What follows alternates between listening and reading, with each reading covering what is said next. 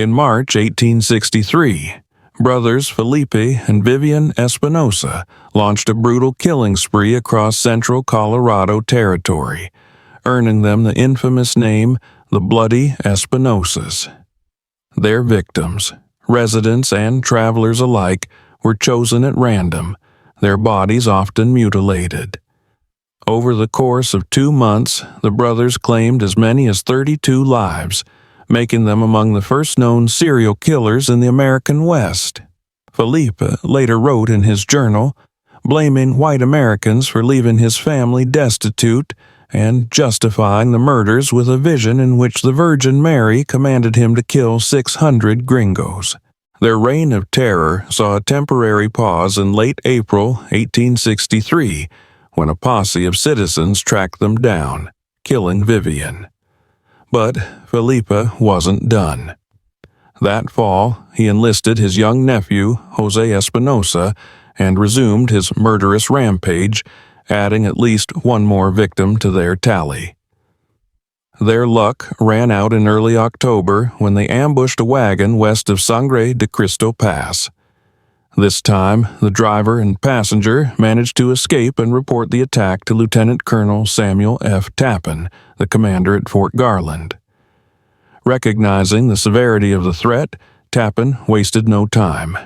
He called in Tom Tobin, a seasoned tracker and former Army scout, to put an end to the Espinosas once and for all.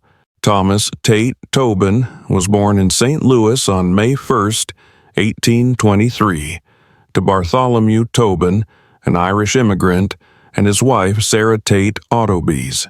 Sarah, a widow of mixed white and native ancestry, had a son from her previous marriage, Charles, who later dropped the S from his surname and went by Autoby. By 1828, when Tom was just 5, his half-brother Charles, then 16, struck out west to trap beaver. Nearly a decade later, in 1837, he returned to St. Louis, but the call of the frontier was too strong. This time, he took 14-year-old Tom with him, teaching him the skills needed to survive in the wild. The two made their way to Taos, in what was then Mexican territory. They found work at Simeon Turley's mill and distillery, famous for producing the potent 188-proof Taos Lightning, an infamous whiskey spiked with chili powder, gunpowder, and tobacco.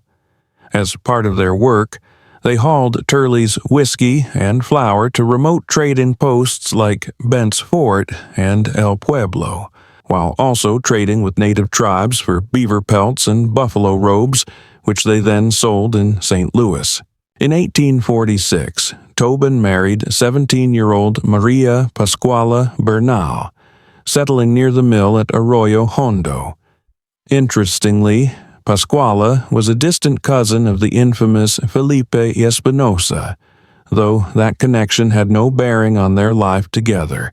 She and Tom raised a large family and remained together until her passing on January 1, 1887, at the age of 57. That year saw the start of the Mexican-American War, leading to the U.S. occupation of New Mexico and the establishment of a provisional government. For Tom Tobin and his neighbors, life carried on much the same, until January 19, 1847, when the Taos Revolt erupted.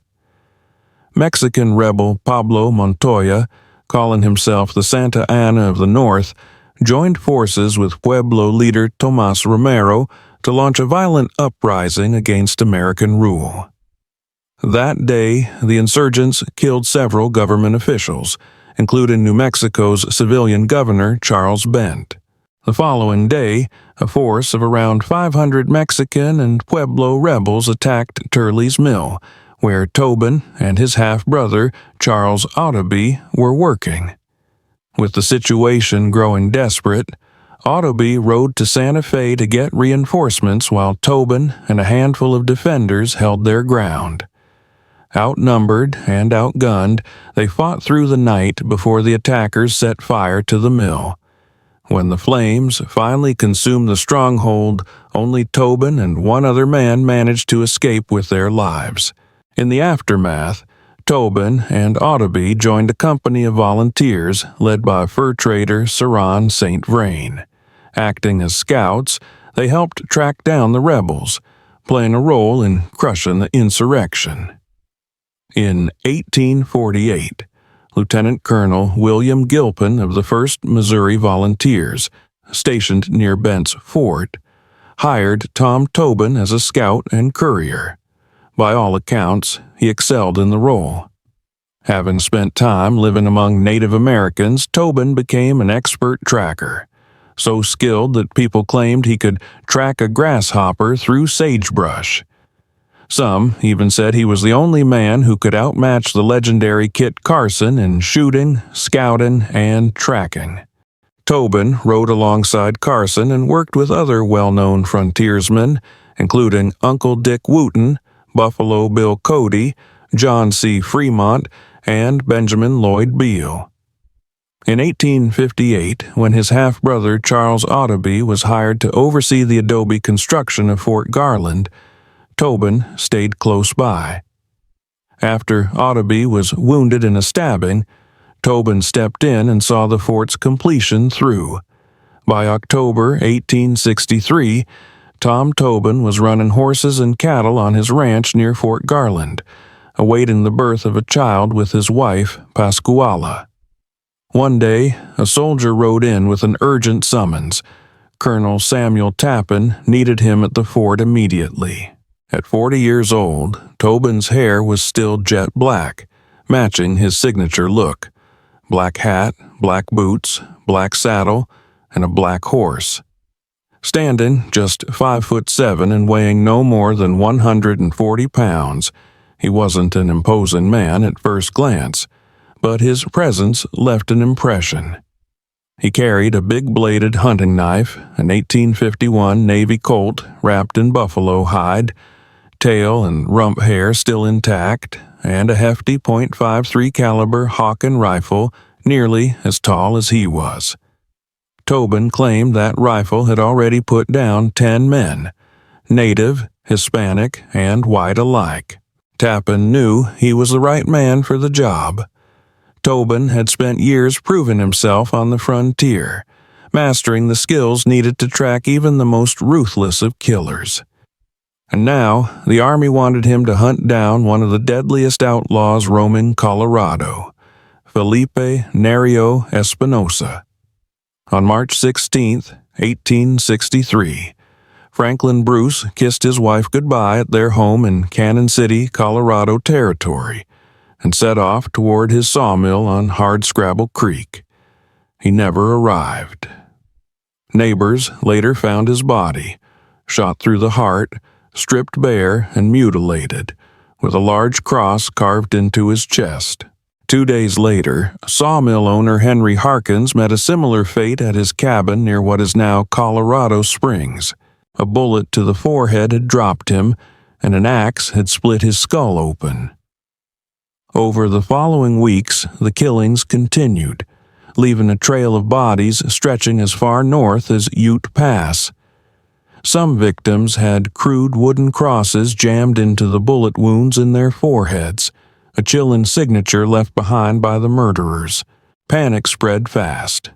Territorial officials dispatched the 1st Colorado Cavalry to hunt down those responsible, but the troopers never even caught sight of them. With fear gripping the region, Governor John Evans put a bounty on the killers' heads. "Folks are scared nearly to death here," one soldier wrote in his journal. "Only the bravest dare go out at all." A breakthrough finally came on April 25th, when lumberman Edward Metcalf survived a brutal attack and lived to tell the tale.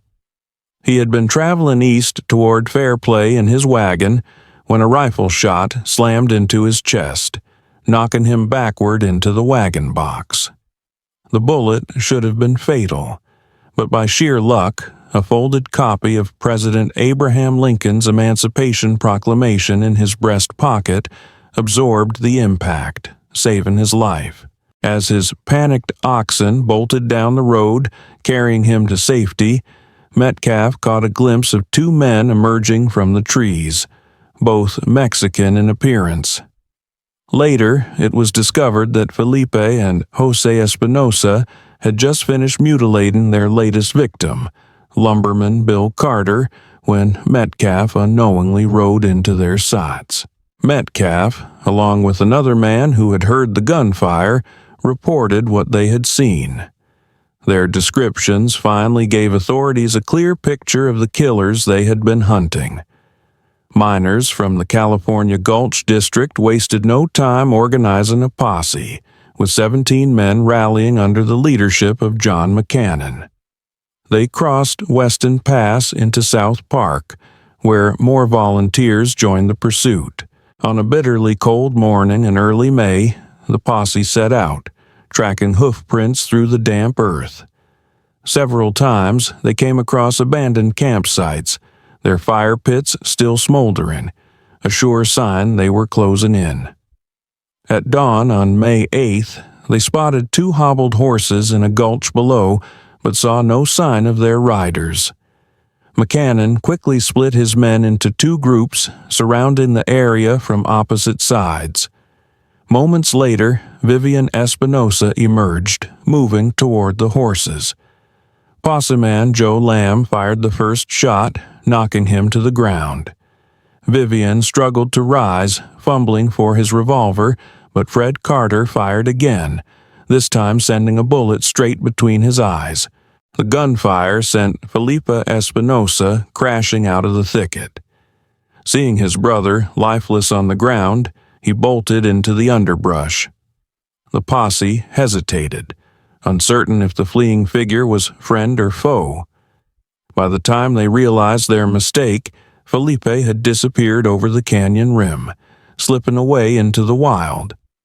Though the posse had let the most dangerous of the Espinosas slip away, they had at least put an end to one of them. More importantly, a buckskin pouch found on Vivian's body contained personal documents, finally giving authorities the names behind the terror. In the weeks that followed, newspapers began calling the elusive murderers the Bloody Espinosas. To prove their success, the posse severed Vivian's head, bagged it, and left his body behind in a shallow grave. After Vivian's death, the murders came to a halt, and some hoped Felipe had met his end, maybe lost somewhere in Old Mexico. Rumors spread like wildfire. One claimed he had returned to the spot where his brother fell and taken his severed feet as a grim keepsake.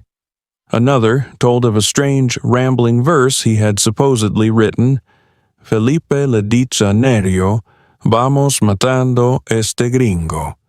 Felipe tells Nerio, let's kill this gringo. But Felipe wasn't dead, nor had he abandoned his bloody vendetta. By October, he was back on the outlaw trail, this time with his 14-year-old nephew, Jose Vicente Espinosa, riding at his side. On October 10th, storekeeper Leander Philbrook was making his way west from Sangre de Cristo Pass in a buggy, traveling with passenger Dolores Lola Sanchez. Their journey from Trinidad, Colorado Territory to Costilla, New Mexico Territory took a sudden and violent turn when gunfire rang out. The Espinosas had ambushed them. Their shots missed, but chaos erupted. Philbrook bolted from the buggy, scrambling up a steep mountainside with Felipe and young Jose in pursuit, while Sanchez took cover behind a boulder. Moments later, a wagon carrying two Mexican men rumbled down the road. Seizing her chance, Sanchez rushed out and frantically told them what had happened. The driver, Pedro Garcia, wasted no time. He urged her to climb into the wagon box and stay hidden. Just as she ducked out of sight, the Espinosas reappeared on the road, their hunt for Philbrook unsuccessful, but their bloodlust still burning. According to one account, Felipe shouted, "Throw that American harlot out of the wagon, or we'll gun you down." Garcia held his ground, refusing to comply, but before he could say more, Sanchez stepped in. "Don Pedro, don't risk your life for me," she insisted, climbing down from the wagon. "They are Christians. They won't harm me." Garcia and his passenger begged the Espinosas to spare her. Felipe sneered. "Fine, take her," he said. "And if her body turns up dead, let everyone know it was the Espinosas of the Conejos who did it." The Espinosas spared Sanchez's life, but they showed no mercy. After assaulting her, they tied her up, vowing to return once they had dealt with her gringo companion. But Philbrook, a seasoned veteran of the 1st Colorado Volunteers, stayed one step ahead, making it to Fort Garland by nightfall. Meanwhile, Sanchez managed to wriggle free and find a hiding spot. At daybreak, she flagged down a passing patrol, and the soldiers took her to the fort. That's when Colonel Tappan sent for Tobin. "He told me to go see the woman," the tracker later recalled. At Fort Garland, the exhausted Sanchez gave Tobin a full account of what had happened, describing the Espinosas in vivid detail. Tobin was ready to hunt them down alone, but Tappan insisted he take a detachment of soldiers. "Be careful not to make a mistake," the colonel warned, likely referring to the restless vigilante posses scouring the countryside. At daybreak on October 12th, Tobin rode out of Fort Garland alongside Lieutenant Horace W. Baldwin and a squad of 15 troopers. Among them was Scout Timothy G. Graham, civilian tracker Lauren Jenks, and a teenage boy named Juan Montoya, whom Tobin had brought along to handle his horse when he dismounted. Starting at the spot where the Espinosas had ambushed Philbrook's buggy, Tobin began making wide, sweeping circles, sometimes dropping to all fours with his face to the ground. Before long, he picked up the tracks of 2 ponies. It wasn't Tobin, however, who spotted the killers first. It was young Montoya. As Tobin scouted ahead, the boy turned to Lieutenant Baldwin and called out, "Ahí van dos hombres a caballo."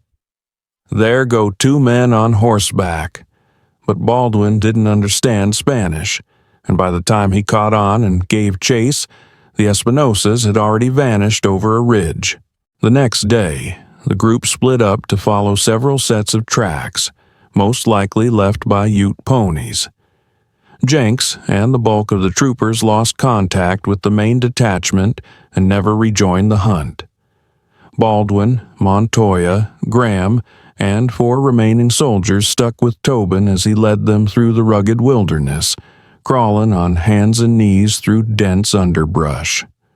They camped that night on Levada Mountain, and despite another long day of searching, the Espinosas remained one step ahead. At dawn on the 4th day, October 15th, Tobin followed Levada Creek, now known as South Abeta Creek near the town of Levada, when he spotted the tracks of 2 oxen.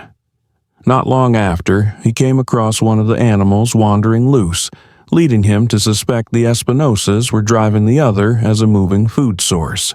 Tracking them through the rugged terrain wasn't easy.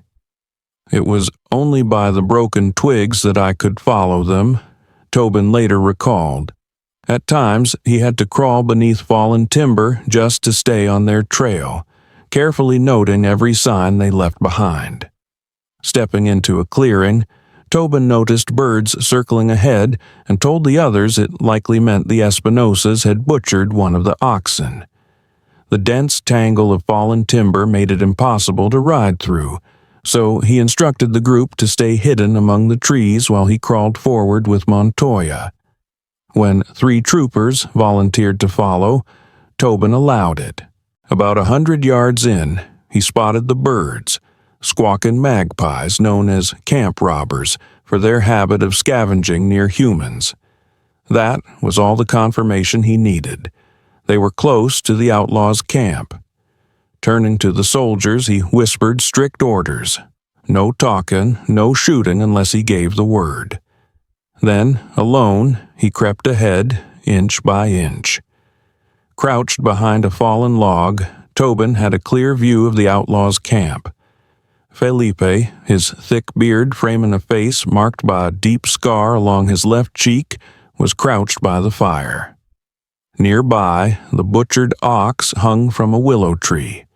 As Tobin watched, Felipe stood up, sliced a few steaks from the animal's hindquarter, and returned to the fire to cook them. There was no sign of Jose. He was down in a ravine, tending to their horses. Then it happened. Tobin accidentally stepped on a dry stick, snapping it. In an 1895 deposition at Fort Garland, he later recalled, "Felipe heard the crack and spotted me. He jumped up, reaching for his gun, but before he could turn fully, I fired." His Hawken rifle roared, the heavy bullet slamming into Felipe's side. The outlaw bellowed like a wounded bull and cried out, "Jesus, favor me." Then, with his last breath, he shouted to his nephew, "Run! I'm done for." Felipe collapsed face first into the fire, his whiskers singeing before he managed to roll out. Meanwhile, Jose sprinted from the ravine toward a distant aspen grove. Tobin wasted no time. "I tipped my powder horn into my rifle and dropped a bullet from my mouth into the muzzle while capping it," he later recalled. He called out in Spanish for Jose to stop, but the young outlaw spun around and fired first, his shot flying wide. Jose took off running again, but Tobin took aim and fired. The bullet struck the teen in the lower back, shattering his spine. He crumpled to the ground, dead. Felipe had managed to crawl away from the fire, still clutching his revolver and gasping for breath when Tobin reached him. The outlaw spat curses at the tracker. I rushed to him and inquired if he recognized me. Tobin remembered. As the troopers approached, Felipe sneered, "Brutos, brutes." Suddenly, Tobin shouted, "Watch out! He's going to shoot!" Felipe fired a wild shot, but it was too late. Tobin had already wrestled the gun away. He grabbed Felipe by his scorched hair, dragged him over a log, unsheathed his knife, and swiftly removed the outlaw's head. Then, turning to young Montoya, he ordered him to do the same to Jose. The bodies were left where they had fallen, while the heads were taken for identification. At the outlaws' camp, Tobin and his men uncovered Sanchez's belongings, along with Felipe's diary and a stack of letters. Among the ramblings were chilling accounts of brutal murders, each laced with Felipe's twisted justifications. By his own count, he had slain 32 Americans. Wasting no time, Tobin stuffed the severed heads into a discarded gunny sack, tied it to his saddle, and mounted up. With their grim trophies in tow, the group set off for Fort Garland.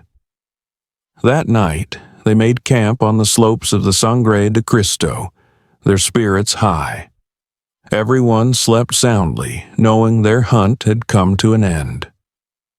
At sunrise on October 16th, the weary posse rode into Fort Garland.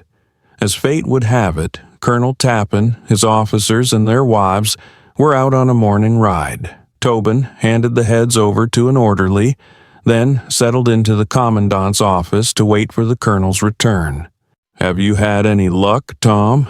Colonel Tappan asked nonchalantly, after he and his riding group returned to the fort. Tobin rolled the decapitated heads from the gunny sack without saying a word. "So," he replied dryly. The reaction was instant. Several officers' wives shrieked, and a couple fainted on the spot. Tappan himself turned pale and dropped into a chair.